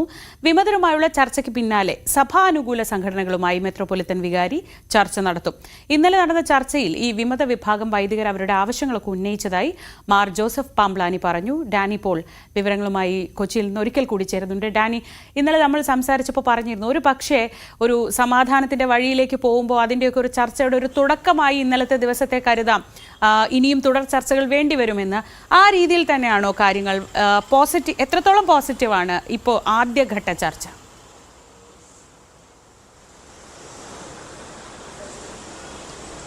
നിലവിൽ കാര്യങ്ങൾ ശുഭസൂചകമാണ്. കാരണം വലിയൊരു വിഭാഗം വിശ്വാസികളും വൈദികരും തന്നെയും ഈ അതിരൂപതയുടെ ഔദ്യോഗികമായ നേതൃത്വത്തെ അവരുമായി ഉണ്ടായ കഴിഞ്ഞ കുറേ നാളുകളായി നിൽക്കുന്ന അഭിപ്രായ വ്യത്യാസം അതിൻ്റെ ഒരു രൂക്ഷതയിലേക്ക് പോകുന്നു. ഇതിൻ്റെ ഭാഗമായിട്ട് ബിഷപ്പ് ഹൗസിനകത്ത് തന്നെ സമരം നടക്കേണ്ട അവസ്ഥ, പിന്നീട് പോലീസിൻ്റെ ഒരു നടപടികൾ ഉണ്ടാകുന്നതെല്ലാം നമ്മൾ കണ്ടതാണ്. ഇതിനുശേഷം അതിലൊരു സമവായത്തിലേക്ക് നീങ്ങുന്നത് അവിടെ ആർച്ച് ബിഷപ്പ് നിയോഗിക്കുന്നു. മേജർ ആർച്ച് ബിഷപ്പ് അവിടെ മെത്രോപൊലിത്തൻ വികാരിയായിട്ട് ഒരു നിയമനം നടത്തുന്നു എന്നതാണ്. അത് ആർച്ച് ബിഷപ്പ് ജോസഫ് പാംപ്ലാനി അവിടെ നിയമിക്കുന്നു. അദ്ദേഹം ഒരു ചർച്ചകളുടെയും അതോടൊപ്പം തന്നെ ഈ സമരം നടത്തുന്നവരുമായിട്ടെല്ലാം തന്നെ ഒരു സമവായത്തിലേക്ക് നീങ്ങാമെന്ന ചില സൂചനകൾ, അതായത് ചില ചർച്ചകൾ നടത്താമെന്ന രീതിയിലുള്ളൊരു സൂചനകളെല്ലാം തന്നെ നൽകിയിരുന്നു. ആ ചർച്ചകളുടെ ഒരു തുടക്കമാണ് കഴിഞ്ഞ ദിവസങ്ങൾ നടന്നത്. ആ ചർച്ചകൾ പ്രധാനമായും തന്നെ അതിൽ ഉരുത്തിരിഞ്ഞത് ഇവരുടെ ആവശ്യങ്ങൾ പരിഗണിക്കാം, അനുഭാവപൂർവ്വം പരിഗണിക്കാമെന്നുള്ളൊരു ഉറപ്പാണ് അദ്ദേഹം നൽകിയത്. പക്ഷെ അദ്ദേഹത്തിന് അങ്ങനെ സ്വതന്ത്രമായും സ്വന്തമായും